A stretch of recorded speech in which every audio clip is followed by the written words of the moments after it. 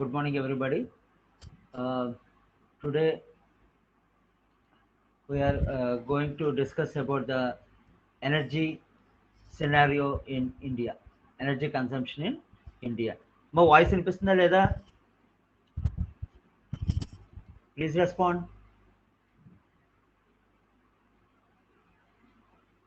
మా వాయిస్ వినిపిస్తుందా లేదా? వినిపిస్తుంది సార్.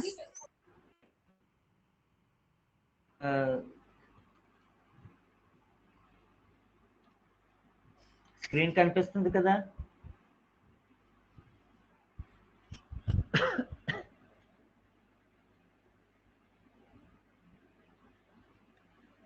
కనిపిస్తుంది సార్. Okay then right. ఈరోజు మనం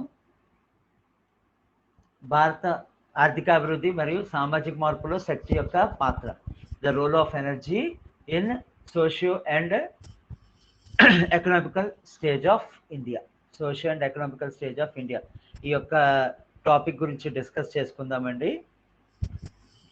మన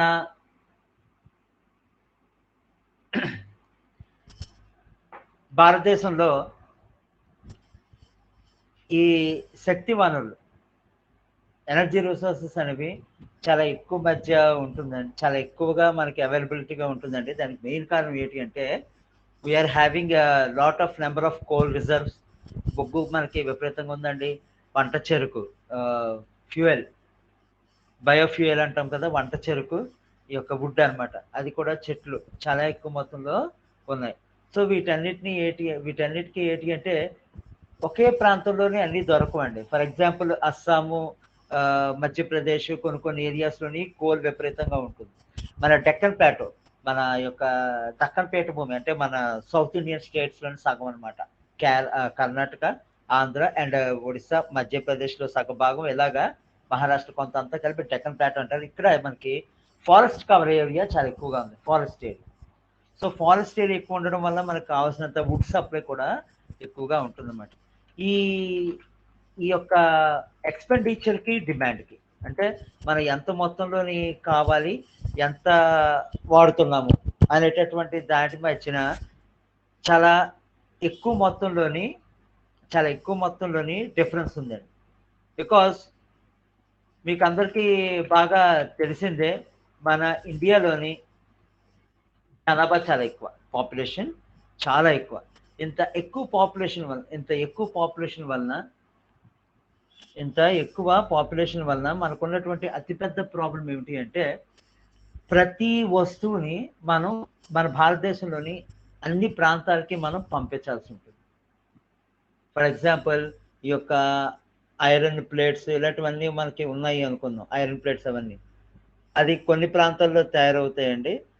ఆ తయారైన వాటిని మిగతా చాలా ప్రాంతాలకు వాటిని మనం పంపించాల్సి ఉంటుంది, చాలా వాటికి మనం పంపించాల్సి ఉంటుంది. ఫర్ ఎగ్జాంపుల్ మన గ్యాస్ మొత్తం ఇండియా మొత్తం మీద దగ్గర మీరు చెప్తే number, only just we are having 10 offshore line gas pipe lines. మొత్తం ఇండియా తాలూకా తీరరేఖ, అటు అరేబియా సముద్రం కానీ, ఇటు బంగాళాఖాతం కానీ, ఇదంతా తీసుకుంటే ఆ యొక్క gas pipe lines only offshore drills అనేవి 10 ఉన్నాయండి. ఆ 10 గ్యాస్ పైప్ లైన్స్ నుంచే మనం గ్యాస్ని డెవలప్ చేస్తాం.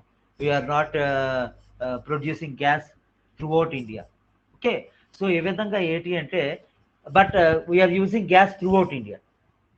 గ్యాస్ సిలిండర్లు మనం మొత్తం భారతదేశం మొత్తం మీద, అటు హిమాలయాల దగ్గర నుంచి ఇటు కన్యాకుమారి వరకు మొత్తం అంతా మనం గ్యాస్ యూజ్ చేస్తున్నాం.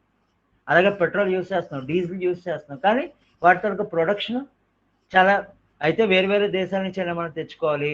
లేని పక్షంలో మన ఇండియాలోనే అక్కడక్కడ మాత్రం తయారయ్యేటటువంటి యొక్క గ్యాస్ వంటి వాటిని మనం మొత్తం ఇండియా అంతటికి పంపించాల్సి ఉంటుంది. సో ఒక్కసారి మనం ఈ యొక్క చిన్న ఎగ్జాంపుల్ కానీ మనం తీసుకున్నట్లయితే, ఒకప్పుడు ఈ యొక్క వివిధ ప్రాంతాలు మరియు దేశాల మధ్యన ఈ యొక్క ఎనర్జీ ప్రొడక్ట్స్, శక్తి అనేటటువంటిది వేరే మార్గాల్లోని వాటిని పంపించేవారు. సాధారణంగా గుర్ర బండ్ల మీద, ఎద్దుల బండ్ల మీద, లేదా ఈ యొక్క షిప్పుల మీద, వాటి మీద మొత్తానికి ఒకప్పుడు శక్తి అనేది పంపిణీ చేయడం జరిగిందండి. స్టార్టింగ్లో అంటే మనిషి తాలూకా నాగరికత బాగా జరిగే స్టార్టింగ్లోనే మనం ఓన్లీ జస్ట్ అగ్గి మాత్రం ఉపయోగించుకోవాలి, హీట్. ఆ తర్వాత మనం ఈ యొక్క పశు సంపద నుంచి వస్తున్నటువంటి యొక్క పేడ వంటి వాటివి, గడ్డి వాటిని, చెక్కల్ని, కర్రల్ని వాటిని ఉపయోగించుకొని ఎనర్జీ ప్రొడ్యూస్ చేసుకుంటాం. తర్వాత ఇప్పుడు నీరు, గాలి అండ్ న్యూక్లియర్ పవర్ ఏ కేంద్రక సంఘటన మరియు కేంద్రక విఘటనం, న్యూక్లియర్ ఫ్యూజన్ అండ్ ఫ్యూషన్, వీటి నుంచి కూడా మనం ఎనర్జీని ప్రొడ్యూస్ చేసుకుంటాం అన్నమాట. వీటి నుంచి కూడా ఎనర్జీని మనం ప్రొడ్యూస్ చేసుకుంటాం. ఇక్కడ ఆఖరిగా ఇప్పుడు మనం ఏం వాడుతున్నామండి? ఎలక్ట్రిసిటీ. ఓకే. సో ఈ విధంగా శక్తి ప్రొడక్షన్ అనేది లేదా శక్తి యొక్క వినియోగం అనేది మనిషి యొక్క జీవన గమనం కానీ మనం చూసుకున్నట్లయితే, మనిషి యొక్క జీవన గమనం అంటే ఇన్ని సంవత్సరాల మనిషి యొక్క డెవలప్మెంట్ కానీ ఇవన్నీ చూసుకున్నట్లయితే ఈ యొక్క ఈ శక్తి వినిమయం, consumption of energy and distribution of energy అనేటటువంటిది ఒక్కొక్క స్టేజ్లో ఒక్కొక్క విధంగా మనకి ఉన్నదన్నమాట. ఒక్కొక్క స్టేజ్లో ఒక్కొక్క విధంగా ఉంది. ఓకే. ఈ కన్సంప్షన్ కూడా మనకి చాలా రకాలుగా ఉంటాయండి. ఫర్ ఎగ్జాంపుల్ చూడొచ్చు, చిన్న ఎగ్జాంపుల్, ఇల్లు తీసుకుందాం. ఒకప్పుడు ఇళ్లలోని బొగ్గుల పొయ్యిలు, అదే కుంపట్లు అంటాం కదా, బొగ్గుల పొయ్యిలు ఉండేవి, కర్రల పొయ్యిలు ఉండేవి. సో వాటి మీద మనం వంట చేసుకునే వాళ్ళమి. ఒకవేళ చలికాలంలో అయితే మంట పెట్టుకునే వాళ్ళమి. ఆ తర్వాత నెమ్మదిగా ఈ యొక్క బొగ్గుల పొయ్యిలు, కుంపట్లు పోయి ఈ కర్రల పొయ్యిలు పోయి ఇప్పుడు ఏమొచ్చిందండి? గ్యాస్. అలాగే ఈ కర్రలు పెట్టుకొని మన ఇల్లు అంతా వేడిగా ఉంచుకునేటటువంటి పోయి ఇప్పుడు ఏమొచ్చాయి? Room heaters. అంటే ఇక్కడ ఎనర్జీ కన్సంప్షన్ అయితే మారలేదు, కానీ దాని యొక్క రూపం మారింది. ఒకప్పుడు చెక్క, వుడ్ వాడేవాళ్ళం, ఇప్పుడు మనం గ్యాస్ వాడుతున్నాం, లేదా ఈ యొక్క రూమ్ హీటర్స్, కరెంటు వాడుతున్నాం. సో ఈ విధంగా మనం ఈ శక్తిని యూజ్ చేసుకున్నాం అన్నమాట. ఇప్పటికీ పల్లెటూరులోని మ్యాక్సిమం చాలా చోట్ల మనకి ఇంకా బొగ్గుల కుంపట్లు, కర్రల పొయ్యిలు ఎక్కువగానే కనిపిస్తుంటాయండి. దానికి మెయిన్ కారణం ఏంటంటే పాతకాలం మనుషులు అవి ఇంకా పూర్తిగా వదలడం వాళ్ళకి ఇష్టం ఉండదు. వాళ్ళకి పూర్తిగా వదలడం ఇష్టం ఉండదు. అదే మన లార్జ్ స్కేల్ ఇండస్ట్రీస్, ఈ యొక్క పరిశ్రమలు అవన్నీ మనం తీసుకున్నట్లయితే, ఈ యొక్క పారిశ్రామిక రంగానికి మరియు రవాణా రంగం, ట్రాన్స్పోర్టేషన్, ఈ రెండింటికి ఎనర్జీ కన్సంప్షన్ అనేది చాలా ఎక్కువ మొత్తంలో ఉంటుందండి. హౌస్ హోల్డ్ కన్సంప్షన్ కన్నా, గృహ అవసరాలకు మనం ఉపయోగిస్తున్నటువంటి శక్తి కన్నా ఈ యొక్క పారిశ్రామిక రంగం, ఇండస్ట్రీస్కి మరియు ట్రాన్స్పోర్టేషన్, రవాణా రంగానికి ఎక్కువ మొత్తంలోని మనం శక్తిని వినియోగించుకుంటున్నాం, మరియు శక్తిని ఉత్పత్తి చేసుకుంటున్నాం, శక్తిని ప్రొడ్యూస్ చేస్తున్నాం, ఎనర్జీని ప్రొడ్యూస్ చేస్తున్నాం. ఓకే. ఈ ప్రొడక్షన్ అనేది ఎప్పుడు స్టార్ట్ అయిందండి? 1700s-లోని, 1800s-లో ఉన్నటువంటి ఈ యొక్క ఇండస్ట్రియల్ రెవల్యూషన్, పారిశ్రామిక విప్లవం దగ్గర ప్రొడక్షన్ అనేటటువంటి శక్తిని ప్రొడ్యూస్ చేయొచ్చు, కృత్రిమ పద్ధతిలో ప్రొడ్యూస్ చేసుకొని దాన్ని ఉపయోగించుకొని చౌకగా మనకు కావాల్సినటువంటి వస్తువులను తయారు చేసుకోవచ్చు, మనిషి యొక్క జీవితం కూడా చాలా సుఖమయం చేసుకోవచ్చు అని చెప్పేసి పారిశ్రామిక విప్లవం లేదా ఇండస్ట్రియల్ రెవల్యూషన్ టైంలోనే స్టార్ట్ అయిందనమాట. సో అక్కడి నుంచి ప్రైమరీ సెక్టర్స్ అయినటువంటి ప్రాథమిక రంగాలైనటువంటి వ్యవసాయం మరియు మైనింగ్, ఆ తర్వాత పరిశ్రమలు, ఇండస్ట్రీస్, రవాణా, ట్రాన్స్పోర్టేషన్ మరియు ఐటీ రంగం, ఇన్ఫర్మేషన్ టెక్నాలజీ, వీటన్నిటిలోనూ ఈ యొక్క శక్తి వినియోగం అనేటటువంటిది ప్రత్యక్షంగా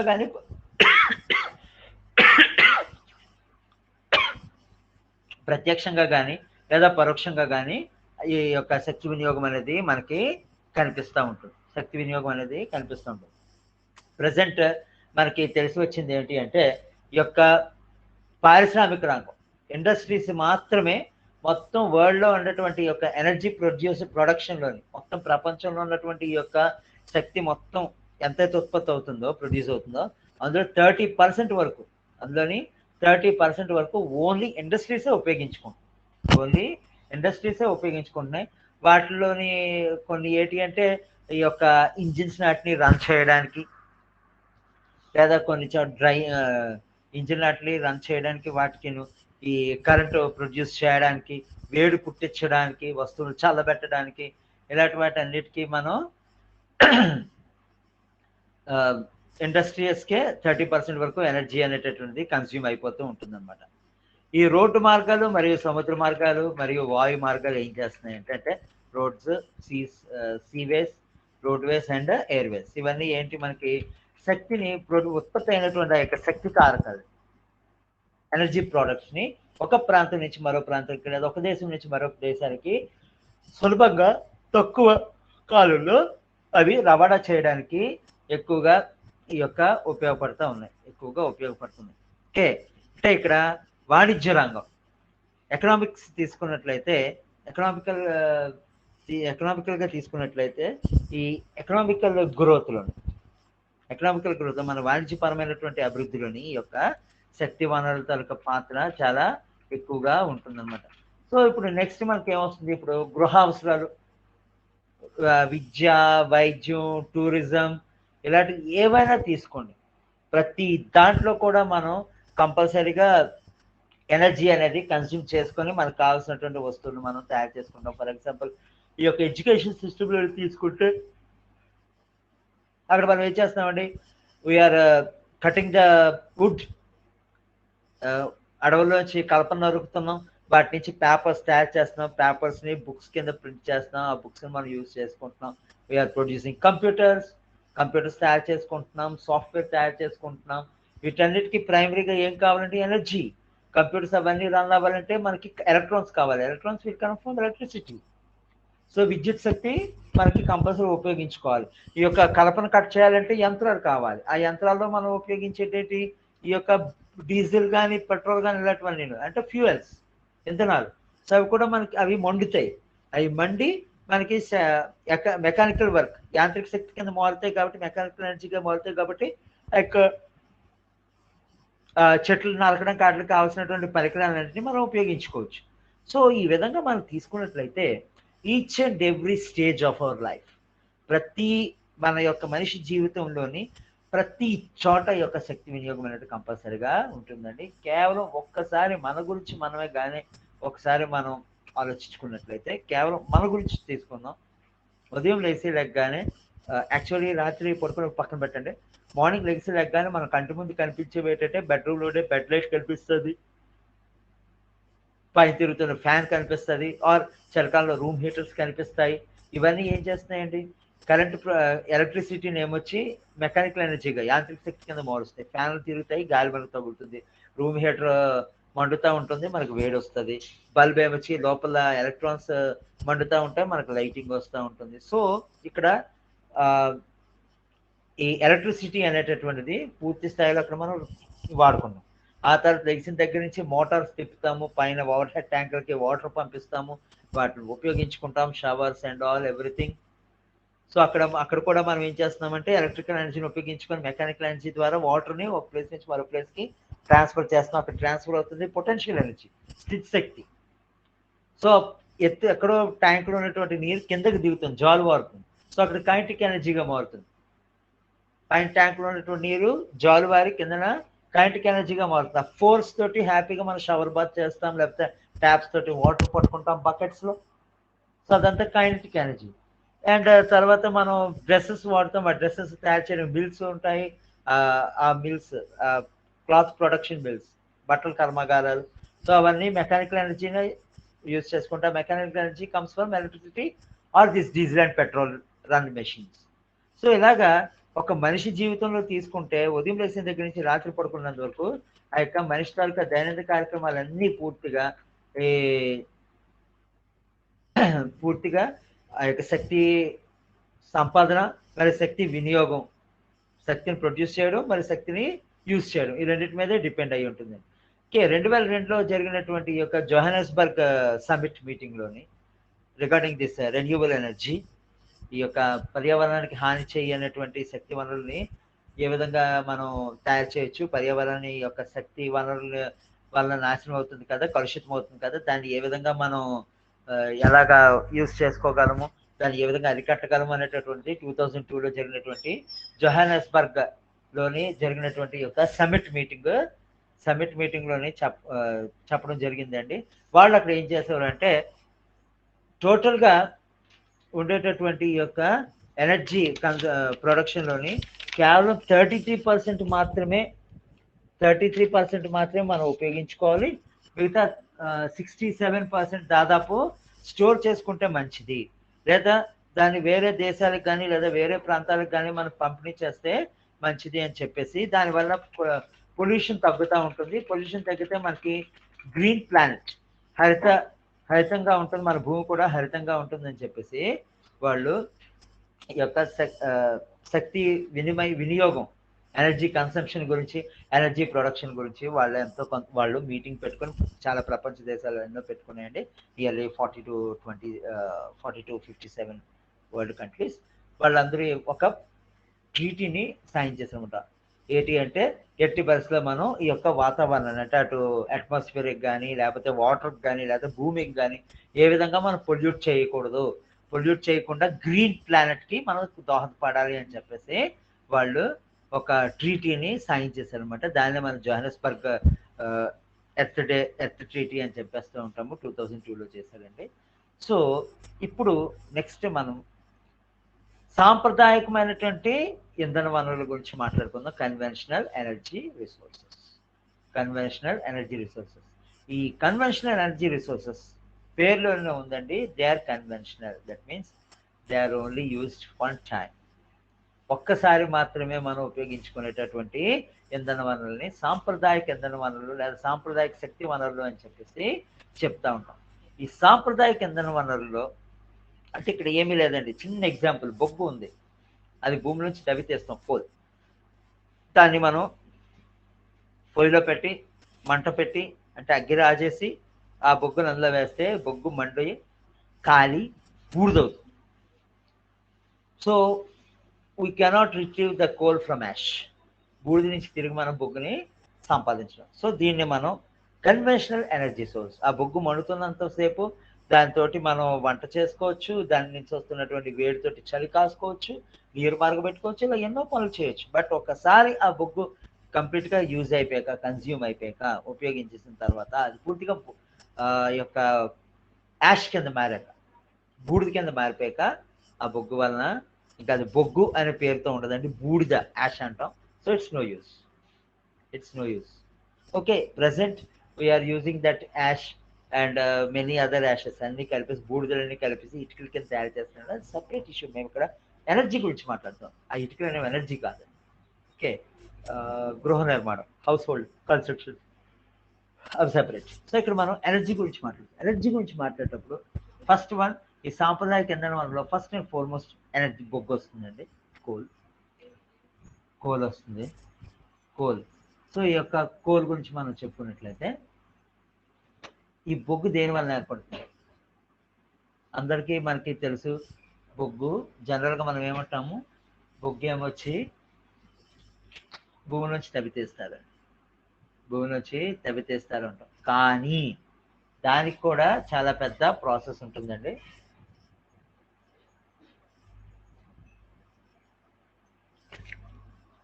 దానికి కూడా చాలా పెద్ద ప్రాసెస్ ఉంటుంది. ఏంటి అంటే, ఈ యొక్క భూకంపాలు అవన్నీ, వరదలు అవన్నీ వచ్చినప్పుడు మొక్కలు అవన్నీను మనకి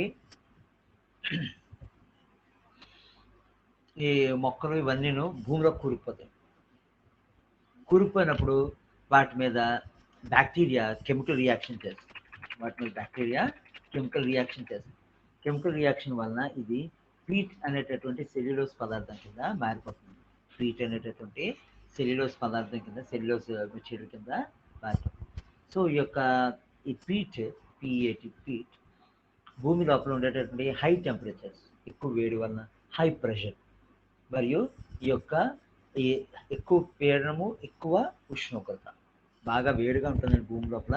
actually earth core is nearly 3000 to 5000 degrees, 3000 degrees centigrade మన భూమి యొక్క అంతర్గత భాగం, మ్యాంచుల్ వరకును. అలా క్రస్ట్, మనం ఉంటున్నటువంటి భూపటలం, దీని మీదకి వచ్చేసరికి టెంపరేచర్ 38 degrees సెంటిగ్రేడ్ ఉంటుంది. 3000 degrees సెంటిగ్రేడ్ నుంచి 30 degrees సెంటిగ్రేడ్కి మధ్యలో మరి అత్యధిక టెంపరేచర్ ఉంటుంది. సో ఎప్పుడైతే ఈ యొక్క భూకంపాలు వచ్చి భూమి చీలిపోయి ఈ యొక్క చెట్లు అవన్నీ లోపల పడిపోయో, లేదా పెద్ద పెద్ద అగ్నిపర్వతాల వలన చెట్లన్నీ మాడిపోయి భూమిలో కూరుకుపోయో, అప్పుడు ఏం జరుగుతుంది? ఆ చెట్ల మీద, వాటి మీద ఉండేటటువంటి బ్యాక్టీరియా బాగా పెరిగి ఇక్కడ కెమికల్ రియాక్షన్ అయ్యి పీట్ అనేటటువంటి పదార్థం ఏర్పడుతుంది.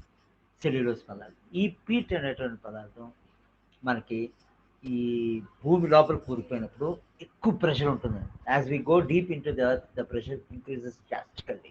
మన భూమి యొక్క అంతర్భాగంలోకి వెళ్తా ఉన్న కొద్దీ ప్రెషర్ పీడనం అనేది అత్యంతంగా పెరుగుతూ ఉంటుంది, అత్యధికంగా పెరుగుతూ ఉంటుంది. సో ఇంత హై ప్రెషర్ మరియు టెంపరేచర్, ప్రెషర్ ఎక్కువైతే టెంపరేచర్ కూడా పెరుగుతుంది అని చెప్పేసి మనకి చార్లెస్ నేమ్ ఇస్తుంది కదా, P is proportional to T, chemical formula. Okay, so ఎక్కువ మొత్తంలోని ప్రెషర్ మరియు ఈ యొక్క టెంపరేచర్ వలన అక్కడ ఏమవుతుంది అంటే ఆ చెట్లు వంటి వాటిలో ఉండేటటువంటి వాటర్ పూర్తిగా కరిగిపోతుంది, పూర్తిగా డిజాల్వ్ అయిపోతుంది, కనబడకుండా పోతుంది. కనబడకుండా పోయి ఇంకా అదంతా పూర్తిగా మాడిపోయి బొగ్గు కింద మారిపోతుంది. సో ఈ బొగ్గులో కూడా చాలా రకాలు ఉన్నాయండి. బిట్యుమినస్ అని, ఆంథ్రసైట్ అని, లిగ్నైట్ అని, బిట్యుమినస్ అని, ఆంథ్రసైట్ అని, ఇవన్నీ ఏంటి అంటే పెరుగుతున్నటువంటి పీడనం బట్టి అనమాట. తక్కువ ప్రెషర్ దగ్గర ఏర్పడే బొగ్గు ఏమిచ్చి ఇగ్నైట్ అంటుంటారు. కొద్ది పీడనం పెరిగితే దాన్ని బిట్యుమినస్ బొగ్గు అంటారు. బాగా పెరిగితే దాన్ని ఆంథ్రసైట్ అంటారు.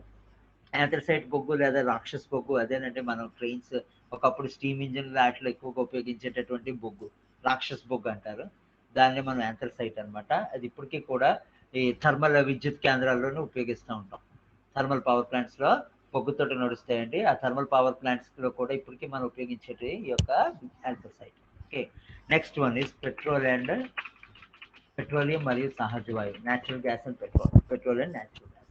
ఇవి ఎక్కడి నుంచి వస్తాయి? పెట్రోల్, న్యాచురల్ గ్యాస్ ఇవి కూడా భూమిలోంచే వస్తాయి. These are complex hydrocarbons.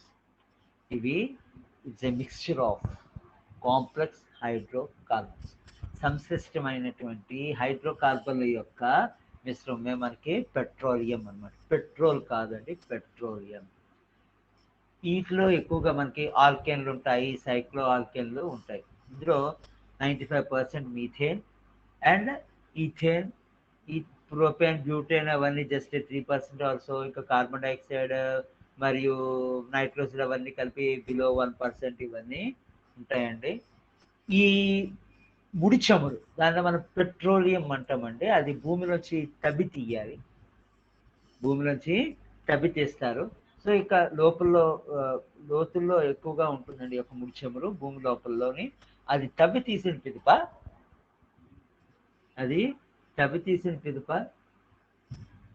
అమ్మా, ఇజ్ ఇట్ ఆడిబుల్? వినిపిస్తుందమ్మా?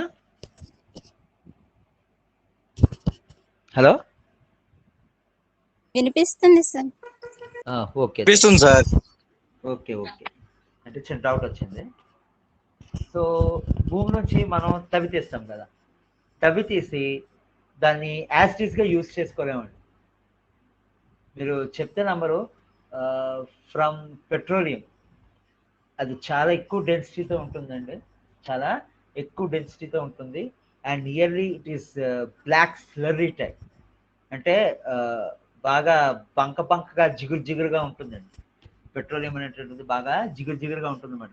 సో ఆ యొక్క పెట్రోలియంని మనం ఏం చేస్తామంటే బయటకు తీసాక 3 to 5 అట్మాస్ఫియరిక్ ప్రెషర్, 3 నుంచి 5 వాతావరణ పీడనాల దగ్గర మరియు రూమ్ టెంపరేచర్ దగ్గర మనం దాన్ని వేడి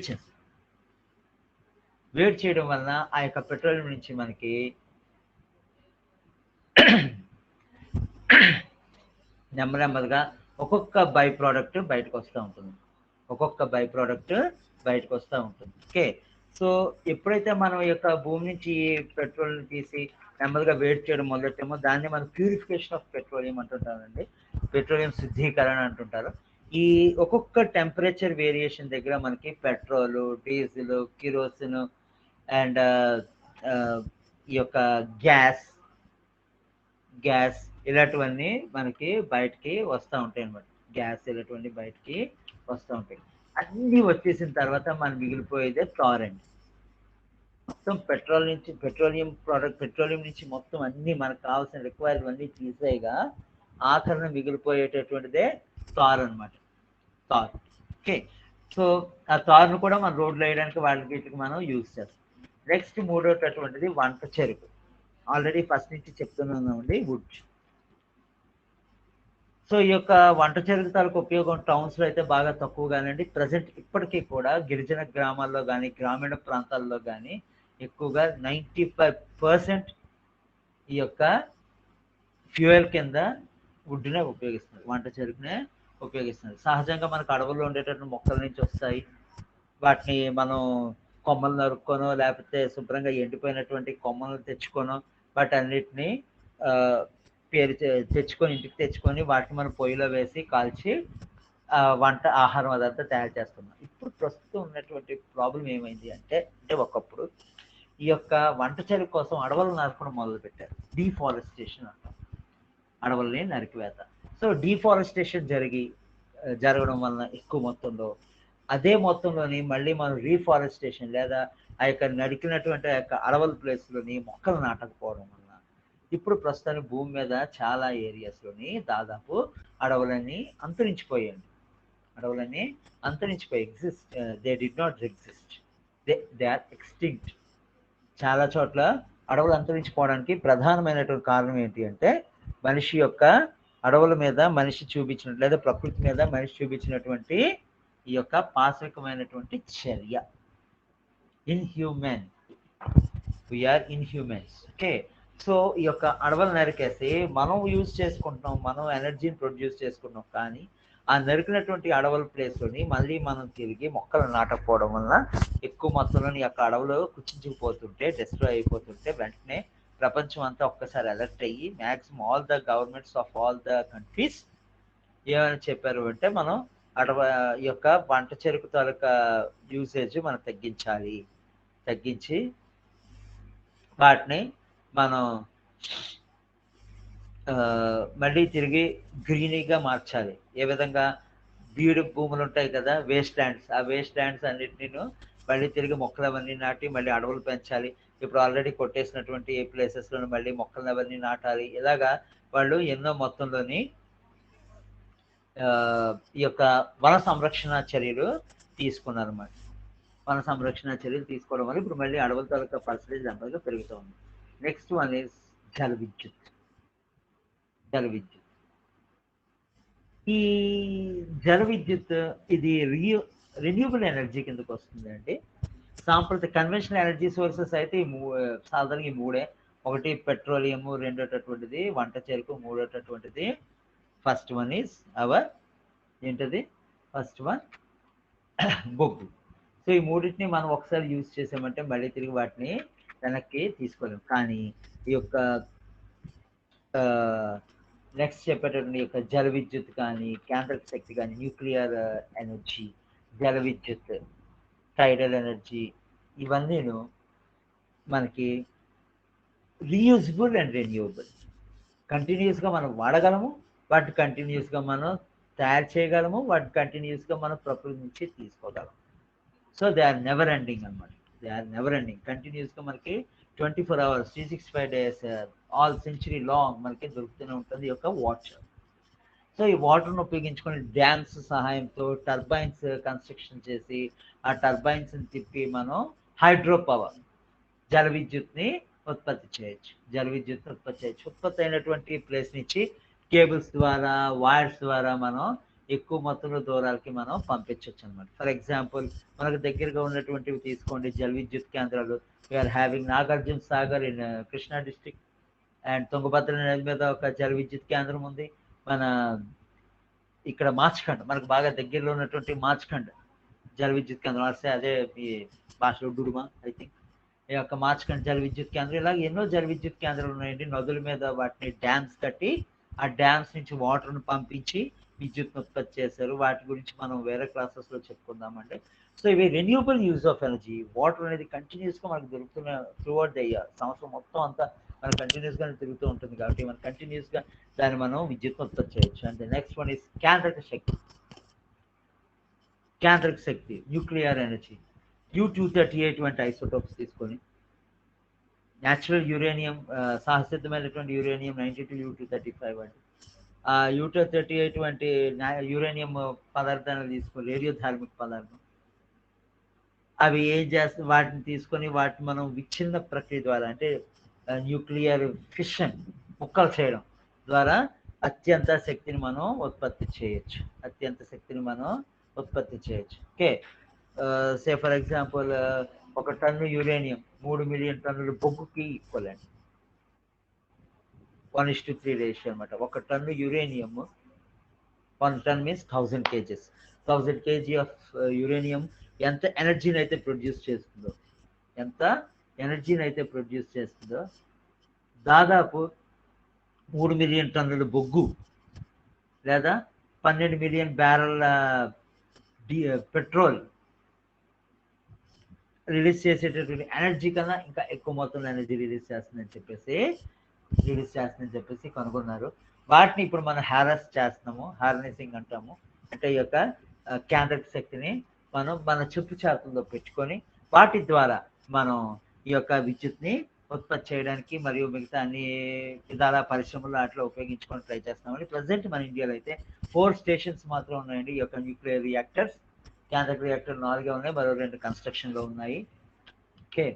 సో ఈ యొక్క కేంద్రక శక్తి న్యూక్లియర్ ఎనర్జీని ఉపయోగించుకొని లేదా జల విద్యుత్ని ఉపయోగించుకొని కూడా, జలశక్తిని కూడా ఉపయోగించి, హైడ్రో పవర్ని న్యూక్లియర్ పవర్ని రెండింటిని ఉపయోగించుకొని మనం కరెంట్ని ప్రొడ్యూస్ చేయొచ్చు. అంతేకాకుండా సుదూర ప్రాంతాలకు పంపించేటటువంటి యొక్క స్పేస్ క్రాఫ్ట్స్, వ్యోమ నౌకలు అంటారు. ఫర్ ఎగ్జాంపుల్ ప్రజెంట్ ఒక 2 space crafts Voyager 1 and Voyager 2 మన సౌరమండలం దాటి ఇంకా ముందుకు వెళ్ళిపోతున్నాయి అనేసి మనకి శాస్త్రవేత్తలు చెప్తా ఉన్నారండి. అంత దూరం వెళ్ళడానికి, ప్రయాణించడానికి వాటికి మనమే పెట్రోల్ డీజిల్ ఇస్తే పనిచేయవు. వాటికి అక్కడ ఈ యొక్క న్యూక్లియర్ ఫ్యూయలే పనిచేస్తుంది అన్నమాట. ఎందుకంటే ఒక fixed amount of uranium, for example ఒక 100 గ్రాముల యురేనియం తీసుకుందాం అనుకోండి. ఆ 100 గ్రాముల యురేనియం హాఫ్ లైఫ్ పీరియడ్, అర్ధ జీవిత కాలం నియర్లీ 4000 సంవత్సరాలు.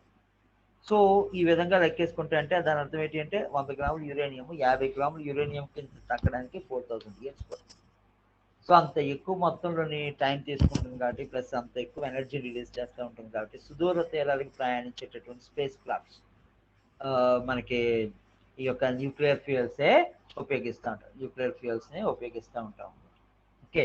ఈ యొక్క మన ఇండియాలోని రాజస్థాన్ మరియు జార్ఖండ్లోని ఈ యొక్క యురేనియం ఉత్పత్తి చేసే యురేనియం ఓర్ తీసేటటువంటి పరిశ్రమలు ఉన్నాయండి. లేదా అక్కడ మాత్రమే మైనింగ్ జరిగి యురేనియం ఓర్ని తీస్తారు.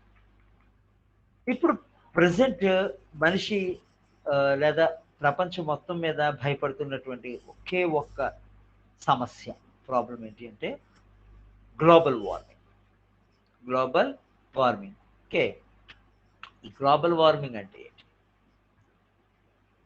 మనం యూజ్ చేస్తున్నటువంటి యొక్క కరెంట్ నుంచి కానీ, లేదా వేరే పరికరాల నుంచి, కరెంట్ తోటి వాటితో నడిచే పరికరాలు, లేదా మనిషి వాడుతున్నటువంటి ఆ యొక్క వంట చెరుకు, లేదా ఈ యొక్క ఇంధనాలు, వీటన్నిటి నుంచి వస్తున్నటువంటి పొగ లేదా ఎనర్జీ, అందులోని క్లోరోఫ్లోరో కార్బన్స్ అనేటటువంటి carbon dioxide, hydrogen sulphide, sulphur dioxide, phosphoric acid in the gas form, ఇలా ఎన్నో ఉంటాయండి. అవన్నీ ఏమవుతున్నాయి అంటే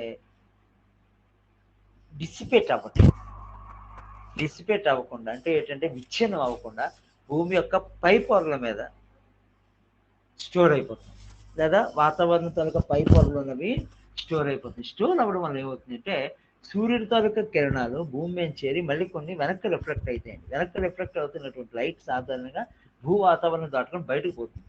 అలా పోనివ్వకుండా ఈ విధంగా స్టోర్ అయినటువంటి ఈ కార్బన్ డైఆక్సైడ్ వంటి మూలకాలన్నీ అడ్డేస్తున్నాయి. సో అక్కడ ఏం జరుగుతుంది? ఆల్రెడీ బయట సూర్యుడి నుంచి వస్తున్నటువంటి ఆ యొక్క హీట్, ఈ భూమి రివర్స్గా పంపిస్తున్నటువంటి హీట్ రెండు దాదాపు స్టాండర్డ్గా ఉండడం వల్ల మనకు అంత ప్రాబ్లం లేకుండా ఉంది. కానీ ఇక్కడ ఏం జరుగుతుందంటే భూమి ట్రాన్స్మిట్ చేస్తున్నాయి, మళ్ళీ భూమి తిరిగి రిఫ్లెక్ట్ చేస్తున్నటువంటి హీట్ అట్మాస్ఫియర్కి బయటకి రిలీజ్ అవ్వకుండా, మన భూ వాతావరణం నుంచి బయటకు పోనివ్వకుండా ఈ యొక్క పైరులేటువంటి ఆ యొక్క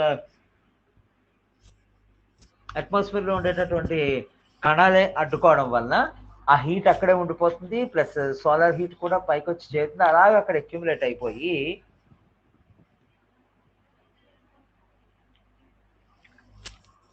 వాతావరణం బాగా వేడెక్కిపోవడం మొదలెట్టింది. ఎప్పుడైతే ఈ యొక్క వాతావరణం వేడెక్కిపోయిందో దానివల్ల ప్రభావం పూర్తిగా భూమి మీద పడుతుంది. వాతావరణం వేడెక్కితే సరైనటువంటి పోషకాలు తోటి ఉండేటటువంటి గాలి దొరకదు. దానివలన ఈ యొక్క మొక్కలు అవన్నీ వాటి తాలూకా పనితీరు తగ్గించుకుంటాయి. ఇలా ఎన్నో రకాలైనటువంటి ప్రాబ్లమ్స్ వస్తాయన్నమాట. దీన్నే మనం గ్లోబల్ వార్మింగ్ అంటారు. ఈ global warming it's a very slow process. చాలా నెమ్మదిగా జరుగుతుందండి. దీని వలన కరువు కాటకాలు జరుగుతాయి. ఈ యొక్క భూమి తాలూకా కాంప్లెక్సేషన్, భూమి యొక్క కాంప్లెక్సేషన్ అంతా మారిపోతూ ఉంటుంది. న్యాచురల్ హ్యాబిటెట్, సహజ సంరక్షణ కేంద్రాలన్నీ మొత్తం అంటే అడవులు ఇలాంటివన్నీ డ్యామేజ్ అవుతూ ఉంటాయండి. సముద్రాల్లో ఉండేటటువంటి జీవులకి ఇబ్బందే. ఇలాగ ఎన్నో రకాలైనటువంటి సైడ్ ఎఫెక్ట్స్ యొక్క గ్లోబల్ వార్మింగ్ వలన ఉంటాయన్నమాట. ఈ ఈ గ్లోబల్ వార్మింగ్లోని ఫ్లోరో కార్బన్స్ అనేటటువంటి ముఖ్యమైనటువంటి ఉంటాయండి, సిఎఫ్సి అని. ఇవి మనిషి యొక్క తప్పిదాల వల్ల లేదా మనిషి కనుగొన్నటువంటి ఎన్నో పరికరాలు, మనిషి సుఖంగా జీవించడం కోసం ఎన్నో పరికరాలని ఉత్పత్తి చేశాడు. ఆ పరికరాల వలన వచ్చినటువంటి ప్రాబ్లం, ఆ పరికరాల వలన వచ్చినటువంటి ఈ యొక్క నష్టమే మనకి ఫ్లోరో కార్బన్స్. ఇవేమవుతున్నాయి, ఈ పొరలోకి వెళ్ళి స్ట్రాటో ఆవరణలో ఉన్నటువంటి ఓజోన్ పొరలో ఉండేటటువంటి ఆ యొక్క ఓ3 మాలిక్యూల్స్, ఓజోన్ మాలిక్యూల్స్ ని విచ్ఛిన్నం చేసేసి మళ్ళీ తిరిగి ఫర్ ఎగ్జాంపుల్ 3 ఆక్సిజన్ ఆటమ్స్ కలిసి ఒక O3 మాలిక్యూల్ ఏర్పడుతుంది. ఇక్కడ ఏం చేస్తున్నాయంటే ఈ యొక్క ఫ్లోరో కార్బన్స్ ఆ 3 ఆక్సిజన్ ఆటమ్స్ నుంచి ఆటమ్స్ కలిసి ఉంటాయి కదా, వాటి నుంచి ఒక ఆక్సిజన్ ఆటమ్ ని పక్కకు లాగడం వలన 2 ఆక్సిజన్ ఆటమ్స్ అంటే O2 ఏర్పడుతుంది. ఇక్కడ నేసెంట్ ఆక్సిజన్ O1 ఏర్పడుతుంది. They won't mix each other. అంటే అక్కడ ఏం జరుగుతుంది, ఒక ozone molecule it is being disintegrated. Ozone molecule అక్కడ పూర్తిగా విడగొట్టబడుతుంది. సో ఆ విధంగా కంటిన్యూస్గా ఈ యొక్క ఫ్లోరో కార్బన్స్ పైన ఉన్నటువంటి ఆ యొక్క వాతావరణ పొరలోకి చేరి ఆ వాతావరణ పొరలో ఉన్నటువంటి ఈ యొక్క ఓజోన్ ని పూర్తిగా డ్యామేజ్ చేయడం వలన ఓజోన్ పొరకి హోల్ ఏర్పడి ఆ హోల్ గుండా సూర్యుడి తాలూకా డైరెక్ట్ రేడియేషన్ భూమి మీద పడి ఎంతోమంది స్కిన్ క్యాన్సర్ రావడం కానీ, లేదా ఏరియాలోని ఉండేటటువంటి జీవజాలం జంతుజాలం అన్ని డ్యామేజ్ అవ్వడం కానీ జరుగుతూ ఉంటుంది. సో ఈ విధంగా మనకి ఈ ఫ్లోరో కార్బన్స్ వలన గ్రీన్ హౌస్ ఎఫెక్ట్ అనేటటువంటి ఎక్కువగా ఉంటుందండి. మనం చెట్లని అంత ఎక్కువగా పెంచితే అవి కార్బన్ డైఆక్సైడ్ అంత ఎక్కువగా పీల్చుకొని ఈ యొక్క గ్లోబల్ వార్మింగ్ ని తగ్గిస్తాయి. ఓకే. సో ఈ విధంగా మనం ఒక ప్రాంతంలోని శక్తి వినియోగం వలన ఏ విధమైనటువంటి ఉపయోగాలు ఉన్నాయి, ఏ విధమైన నష్టాలు ఉన్నాయి అనేటువంటిది పూర్తి స్థాయిలో మనం తెలుసుకున్నామండి. పూర్తి స్థాయిలో మనం వచ్చే next class we will discuss about the energy scenario of the world. Okay, thank you one and all.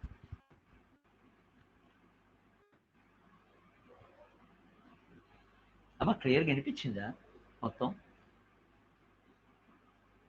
Kusha